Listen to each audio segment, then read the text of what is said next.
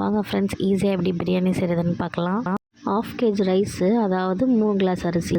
தேவையான வெங்காயம், தக்காளி, பச்சை மிளகா, புதினா, மல்லி, லெமன் எல்லாம் எடுத்து வச்சுக்கலாம். அரிசி ஊற வச்சுக்கலாம்.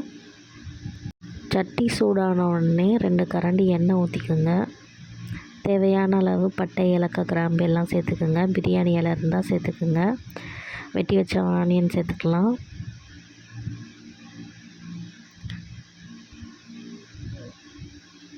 நல்லா ப்ரௌனிஷாக வர வரைக்கும் வதக்கி விடுங்க. அதுக்கப்புறம் நம்ம வெட்டி வச்ச தக்காளி ஆட் பண்ணிக்கோங்க. 3 பச்சை மிளகா சேர்த்துக்கோங்க. அதுக்கப்புறம் இஞ்சி பூண்டு பேஸ்ட்டு,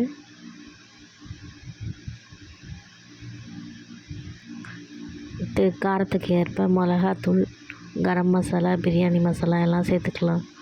எல்லாம் 1 டீஸ்பூன் சேர்த்துக்கோங்க. நல்லா கிண்டி விட்டு மசாலா பார்த்திங்கன்னா இந்த மாதிரி வந்துடும். அப்புறம் புதினா மல்லி ஆட் பண்ணிக்கோங்க. ஆல்ரெடி குக்கரில் கறியை வேக வச்சு எடுத்துக்கிட்டிங்கன்னா உங்களுக்கு ஈஸியாக இருக்கும். வேக வைக்கும் போது கொஞ்சம் வெங்காயம் தக்காளிலாம் சேர்த்து வேக வைங்க. இஞ்சி பூண்டு சேர்த்துக்குங்க. 10 ரூபாய் பாக்கெட்டில் 1/2 தயிர் ஊற்றிக்குங்க. அப்புறம் 1/2 லெமன் புழிஞ்சு விட்டுக்கலாம். எந்த கிளாஸில் அரிசி எடுத்தோமோ அதே கிளாஸில் தண்ணி ஊற்றிக்கலாம். இப்போ நான் 3 கிளாஸ் அரிசி எடுத்தேன், அதனால் 6 கிளாஸ் தண்ணி ஊற்ற போகிறேன்.